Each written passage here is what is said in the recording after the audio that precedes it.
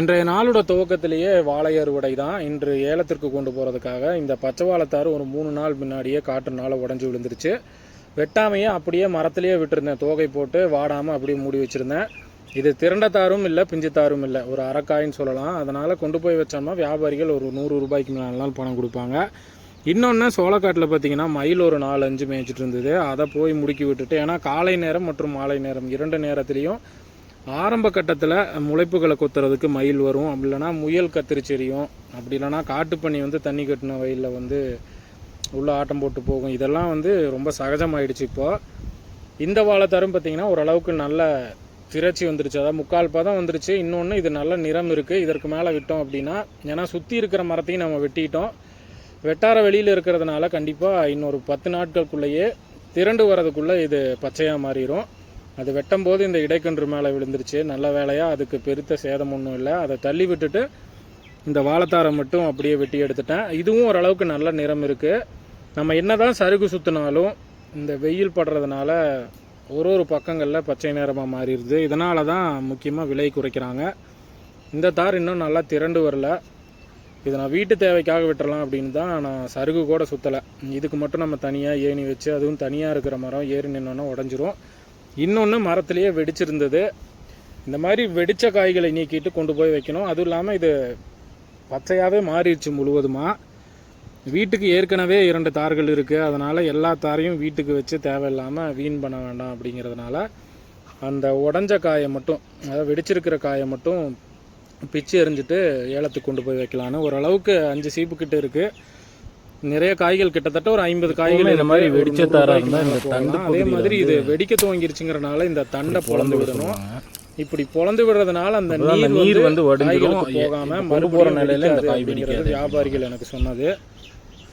இன்னொன்றும், காற்றுல முறிஞ்சு ஒரு 3 நாளுக்கு முன்னாடியே இந்த தோகைகள் நேரடியாக வெயில் படாத மாதிரி மூடி வச்சுருந்தேன். ஏன்னா ஏலம் நடக்கிற அன்றைக்கி தான் நம்ம கொண்டு போக முடியும். இதை நம்ம தனியாக உள்ளூர் கடைக்கு கொண்டு போய் கொடுத்தாலும் சரியாக விலை கொடுக்கறதில்ல. அதனால் இந்த தாரும் ஓரளவுக்கு நிறம் இருக்குது. அதாவது ஒரு பக்கம் பார்த்திங்கன்னா நல்ல சிகப்பு நிறம் இருக்குது, சில இடத்துல பார்த்திங்கன்னா அந்த பச்சை நிறமும் தென்படுது. இது எல்லாமே 150 ரூபா அந்த அளவில் தான் போகும். அந்த பச்சையாக மாறினது இதுக்கு முன்னாடி வெட்டினது 100 ரூபாய்க்கு போகும். அந்த பச்சை வாழைத்தாரும் ஒரு 100 ரூபாய்க்கு மேலே போகும். எப்படியும் இந்த 4 தாரும் நான் கொண்டு போகிறது ஒரு 500 ரூபாய்க்கு மேலே பணம் கிடைக்குங்கிறது என்னோடய கணிப்பு. இதை நான் பெருமைக்காக சொல்லலை, இல்லை காணொலிக்காக நான் சொல்லலை. எங்கே போனாலும் நான் பைக்கில் ஹெல்மெட் போட்டு தான் போவேன். முக்கியமாக இது பைக்கில் இந்த 2 தாரையும் கட்டி தொங்க விட்டுட்டு அந்த பச்சை வாழைத்தாரை முன்னாடி எடுத்து வச்சுட்டு, அதாவது இங்கேருந்து ஒரு 3 கிலோமீட்டர் தான், அதனால் பக்கம்தான். இருந்தாலும் ஹெல்மெட் போட்டு தான் நான் எப்பயும் போவேன். அதே மாதிரி நீங்களும் கண்டிப்பாக எங்கே போனாலும் ஹெல்மெட் பயன்படுத்துங்க. கொண்டு போய் பெயர், விலாசம் மற்றும் அதாவது தொலைபேசி எண்ணெல்லாம் குறிப்பிட்டு வச்சுட்டு வந்துட்டேன். நான் ஒரு 8 மணிக்குள்ளேயே கொண்டு போய் வாழை மண்டியில் வச்சுட்டேன். அதனால தான் பார்த்திங்கன்னா இதெல்லாம் நேற்று மாலையே கொண்டு வந்து வச்சுருக்காங்க. இன்னுமே நேந்திரங்காயோ கதலிக்காயெல்லாம் வண்டியில் வரலை. அதே மாதிரி ஒரு ரஸ்தாளி தார் பார்த்தேன், அருமையாக இருந்தது, பெரிய தாராக.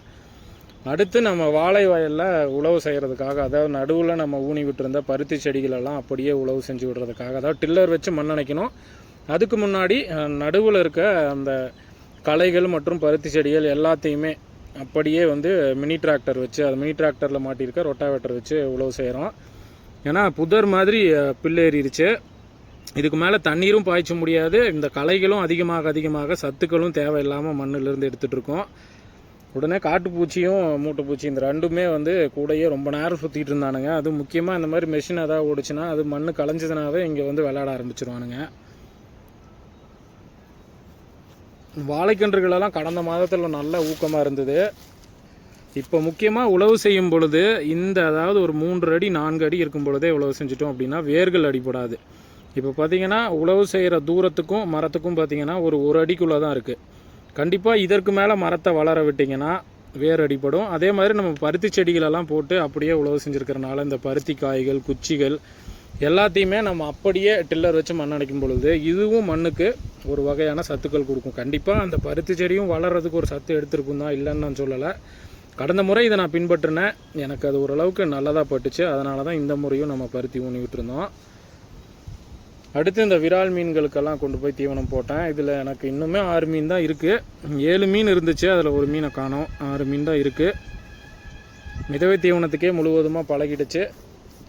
தினமுமே இதை வந்து அந்த தெளிந்த நீரில் மீன்கள் வந்து உணவெடுக்கிறத பார்க்குறதுக்கு நல்லாவே இருக்குது. கண்டிப்பாக மீன்களோட காணொளி பார்க்கறதுக்காகவே நம்ம வீடியோஸை நிறைய பேர் பார்க்குறாங்கங்கிறனால தான் நான் தினமுமே பதிவிடுறேன். அதில் உங்களுக்கு வளர்ச்சி வித்தியாசம் தெரியும். நான் வாங்கிட்டு வந்து விட்டதை விட இது வந்து 2 மடங்காக வளர்ந்துருச்சு. இப்போது நல்ல ஊக்கமாக இருக்குது.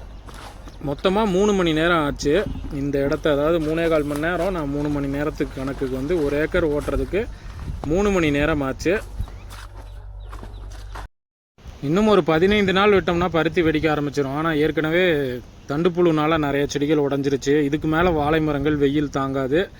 இந்த நிலையில் மண் அணைக்கிறது தான் என்னை பொறுத்த வரைக்கும் உகந்தது. ஏற்கனவே நிறைய மரங்கள் வந்து வாட ஆரம்பிச்சிருச்சு. வெயில்னால நம்ம கொடுத்த உரமும் வந்து சுத்தமாக அதை மண்ணிலேருந்து எடுத்துருச்சு. இதுக்கு மேலே நம்ம காலம் தாழ்த்தினோம்னா கண்டிப்பாக வளர்ச்சி குன்ற ஆரம்பிக்கும். இந்த டொயினெல்லாம் அறுத்து விடலான்னு வந்தேன். ஏன்னா இலக்காரங்க ஏற்கனவே சொல்லியிருந்தாங்க இந்த டொயினெல்லாம் இடையில காலில் மாட்டுதுங்கண்ணா. ஏன்னா இந்த மரங்கள் சுண்டி அப்படியே கீழே விழும் பொழுது ஒரு மரத்துக்கும் இணைப்பாக இருக்கிற அந்த டொயின் வந்து கீழே இருக்கும். அவங்க நடக்கிறதுக்கும் இடைஞ்சலாக இருக்கும். ஆனால் நான் அதை அறுத்து விட முயற்சி செய்யும் பொழுது அது மரம், அதாவது நல்லா இருக்கிற இலைகள் மேலே விழுகுது. அதனால் இலைகள் கிழியுது. அதனால் இன்னொரு முறை இலை அறுத்துட்டாங்கன்னா நம்ம டொயினை வந்து அறுத்து விட்டலாம். இப்போ ஒரு 4 மரத்துக்கு இழுக்கும் போதே பார்த்திங்கன்னா அந்த முழு இலை மேலே விழுகுது. விழுந்துச்சுன்னா அந்த இலை கிளியும் வீணாக போகும். இன்னொன்று, உழவு செய்யும் பொழுதே சில இடத்துல பார்த்திங்கன்னா இடைக்கன்றுகள் நிறையா இருந்தது. இந்த நிலையில் பார்த்திங்கன்னா இடைக்கன்றுகளை வேரோடையே பிடுங்கிடலாம். இப்போ நம்ம பிடுங்கிட்டோம்னா அறுத்து விடுற வேலைங்கிறது குறையும். இன்னொன்று, சீமண்ணை ஊற்றி கட்டுப்படுத்தணும். இந்த மாதிரி நிறையா பிரச்சனை இருக்குது. அதனால் இப்போவே ஓரளவுக்கு இலகுவாக இருக்கிறதுனால இடைக்கன்றுகளை, அதுவும் முக்கியமாக இந்த கதலியில் இடைக்கன்றுகள் தான் பெரிய பிரச்சனை. அதே மாதிரி இப்போ நீங்கள் இடைக்கன்றை பிடுங்குறீங்க அப்படின்னா அந்த வேரோட சில சமயம் தாய்க்கன்றும் சேர்ந்து வந்துடும். அதை வந்து நீங்கள் நல்லா பார்த்துக்கணும். எனக்கு ஓரளவுக்கு இதில் அனுபவம் இருக்கிறதுனால தான் நான் இலகுவாக பிடுங்கிடுறேன். நீங்கள் ஈரமாக இருக்குது, நீங்கள் வேகமாக நம்ம முழு உடல் பலத்தையும் வச்சு இழுத்தோம் அப்படின்னா வேரோடு வர்றதுக்கும் வாய்ப்பு இருக்குது. அதனால் முடிஞ்ச வரைக்கும் கால் ஒன்றை வச்சு நல்லா வேர் பகுதியை மிதிச்சுட்டு பிடுங்கினோம்னா அடியிலேருந்து அந்த கிழங்கோடு சேர்ந்து அந்த இடைக்கன்று வந்து பெயர்ந்து வந்துடும். இதனால் மறுபடியும் அந்த இடத்துல தளைஞ்சு வராது. அதுவும் இப்போ நான் பிடுங்கினதில் சிலதெல்லாம் வேரோடையே வந்துருச்சு. இந்த வேலை வந்து ஒரு சின்ன செயலாக தான் தெரியும். ஆனால் உங்களுக்கு லாங் டேர்மில் இது கண்டிப்பாக நல்லா பலன் அளிக்கும். இந்த இடத்துலையுமே ஒரு எல்லா மரத்தை சுற்றியுமே 1 கன்று 2 கன்று தலைய ஆரம்பிச்சிருச்சு. இதுதான் கதலியில் இருக்கிற ஒரு பிரச்சனையும் இதுதான், நல்லதும் இதுதான். இதனால் நான் இப்போ இலைக்கு கூட விட்டுருக்கேன் நிறைய இடைக்கன்று இருக்கிறனால. அதனால் இப்போதைக்கு இந்த இடைக்கன்றுகள் தேவையில்லை. அதனால் முடிஞ்ச வரைக்கும் பிடுங்கி விட்டுறணும். இன்னொன்று, இந்த கறிக்குருவி நான் எப்போ தண்ணீர் பாய்ச்சினாலும் சரி, வயலில் ஏதாவது வேலை செஞ்சாலும் வந்து உட்காந்துட்ருக்கோம். பயந்துக்காதே. நம்ம ரொம்ப கிட்ட போனால் பறந்து போகும். ஆனால் ரொம்ப கூச்ச சுபாவத்தோடலாம் இருக்காது. நம்ம தண்ணி கட்டினா அந்த பூச்சி பிடிக்கிறதுக்கு வரும். அதே மாதிரி தான் இந்த கொக்குகளும். அதனால் முடிஞ்ச வரைக்கும் தெளிவாக பதிவு பண்ணியிருக்கேன். கேமரா வச்சுட்டு தள்ளி போயிட்டேன். அந்த கொக்குகள் மண்ணை கலைக்க, அதாவது டில்லர் ஓடுற அந்த மினி ரொட்டாவேட்டரை வந்து ஃபுல்லாக மண்ணை களைச்சிட்டு போக மேலே வர பூச்சிகளை வந்து சாப்பிட்டுட்டு இருந்துச்சு. என்னால் முடிஞ்ச வரைக்கும் இந்த காணொலியை சுவாரஸ்யமாக பதிவு பண்ணணுங்கிற நோக்கில் தான் இதையும் பதிவு பண்ணேன். அடுத்து மீன்களுக்கு கொண்டு போய் தவிடு போட்டேன். தண்ணீர் ரொம்ப கீழே இருக்குது, அதே மாதிரி கலங்களாகவும் இருக்குது. நான் அதற்கு முந்தைய நாள் வந்து நான் வயலுக்கு தண்ணீர் எடுத்து விட்டேன்னா தெளிவாக இருக்குது. அதுவே நம்ம கிடை நீராக ஒரு நாள் அப்படியே விட்டுட்டோம்னா அடர்பச்சை நிறத்துக்கு மாறுது. அது நுண்ணுயிர் பெருக்கமாக இருக்குன்னு தான் நான் நினைக்கிறேன். மீன்கள் தவிடை பொறுத்த வரைக்கும் அருமையாக சாப்பிடும். அதை சிற்றின மீன்களுக்கு சொல்கிறேன். திலேபிகளுக்கும் இந்த ஃபிலமன் பாப்ஸுக்கும் அருமையாக இருக்கும் தவிடுங்கிறது. இப்போ நம்ம நெல் அரைச்சிட்டு வந்ததுனால தவிடு நிறையாவே இருக்குது. அதனால் நான் 2 மூட்டை தவிடில் 1 மூட்டை மீன்களுக்காகவே எடுத்து வச்சிட்டேன். அதுவும் இந்த கரிமீனை நிஜமாகவே ஒரு காணொலியிலையும் பார்க்கும்போது இந்த திலேபி மீன்கள் எல்லாம் கரிமீன்களாக மாற்ற முடியாதா அப்படின்னு யோசிச்சுட்ருக்கேன். எனக்கு ஆரம்பத்தில் வந்து மீன்களை பற்றி அவ்வளோவா தெரியலைன்னு தான் சொல்லணும். நான் முதல்ல நம்ம தோட்டத்துக்கு பக்கத்துலேயே உரம்பு வாய்க்கால் இருக்குது, அதாவது ஏரியிலேருந்து வர உபரி நீர் வாய்க்கால் இருக்குது. அதில் நான் நிறைய திலேபி மீன்களை சேகரித்து கிணற்றில் விட்டுட்டேன். அதற்கு பின்பு தான் எனக்கு கரிமீன்கள், அவுரி மீன்கள் எல்லாம் பக்கத்துலேயே கிடைக்குதுன்னு எனக்கு தோணல் இருந்தது. அதாவது ஒரு காணொலியும் நான் கிணற்றில் பதிவு பண்ணத்தான் மற்ற மீன்களை தேடினேன். இந்த திலேபி மீன்களை பிடிக்கலான்னு நான் யோசிக்கிறேன். ஆனால் அதுக்கு மனசும் வரமாட்டேங்குது. 2 அர்த்தமாக அப்படியே விட்டுட்டுருக்கேன். கண்டிப்பாக பிடிச்சி உணவுக்கு தான் பயன்படுத்தணும். இதை வேறு எதுவும் பண்ண முடியாது. விற்பனை பண்ணுற அளவுக்குலாம் கிணற்றில் மீன்கள் இல்லை. இப்போ பார்த்தீங்கன்னா அந்த 2 ரோகு மீனும் போகும். அருமையாக அந்த காணொலியில் பதிவாயிருக்கு. நான் ஏற்கனவே காணொலிகளில் குறிப்பிட்டிருப்பேன். நாட்கள் போக போக நம்ம கிணற்றில் புதியதாக விட்ட மீன்கள் எளிதில் கேமராவில் பதிவாகும்னு. அடுத்து இந்த வயலுக்கு தான் நீர் பாய்ச்சிறேன். இந்த வயலில் எப்போவுமே களைகளை என்னால் கட்டுப்படுத்தவே முடியல. ஏன்னா நான் களைக்கொல்லி வந்து மாதம் ஒரு முறை தான் அடிக்கிறேன் அப்படிங்கிறதுனால எப்படியும் விதை கொட்டி மறுபடியும் தளைஞ்சு வந்துடுது. அதான் சமாளிக்கவே முடியல அப்படிங்கிறத. இது பால் பூடுன்னு சொல்லுவோம். அது விதைகள் ஏகப்பட்ட இடத்துல பரவி இருக்குது. அதே மாதிரி சில பேர் இந்த காணொலியை பார்க்கும்போது தண்ணியை வீண் பண்ணுறேன்னு நினைக்கலாம். எனக்கு இப்போதைய நிலையில் வேறு வழி இல்லை. வெயில் ரொம்ப அதிகமாக அடிக்குது. அதனால் தண்ணீர் நான் தாராளமாக பாய்ச்சி தான் ஆகணும். விரைவிலேயே சொட்டு நீர் அமைக்க முயற்சி செய்கிறேன். அதுவும் இந்த வயலுக்கு இப்போ போட முடியாது. ஏன்னா நம்ம வாழை நட்டாச்சு. அடுத்த வருடத்தில் தான் ஓரமாக நம்ம ட்ரிப் இரிகேஷன் போட்டு கண்டிப்பாக அதை தயார் செய்யணும்.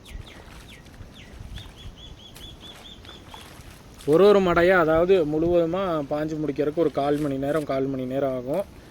ஓரளவுக்கு தண்ணீர் 4 நாள் இடைவெளியிலேயே பாய்ச்சிடுறேன்.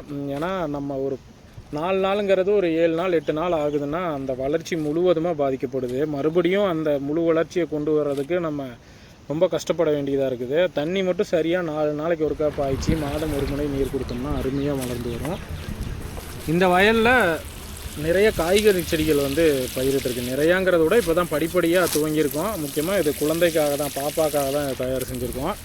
வீட்டு தேவைக்குங்கிறத விட குழந்தைய வந்து இந்த மாதிரி இயற்கை சார்ந்த விஷயங்களில் ஈடுபடுத்தணும் அப்படிங்கிறது தான். என்னாலும் டிவி மொபைல் ஃபோனை விட்டுட்டு மாலை நேரத்தில் இதுக்குள்ளே நம்ம செய்கிற வேலைகளை கவனிக்கிறாங்க அப்படின்னா அவங்களுக்கே தன்னிச்சையாக இயற்கை மேலே ஒரு ஈடுபாடை உண்டாக்கணும் அப்படிங்கிறது தான். இப்போவே நிறைய விஷயங்கள் பண்ணுறேன். அப்படி அதாவது விதைகளை ஊன்றது தெரியுதோ தெரியலையோ அது ஒரு நல்ல பழக்கத்தையும் நல்ல ஒழுக்கத்தையும் கற்றுக் கொடுக்கும். இந்த மாதிரி அந்த காய்கறி செடிகளை பராமரிக்கிறதுங்கிறது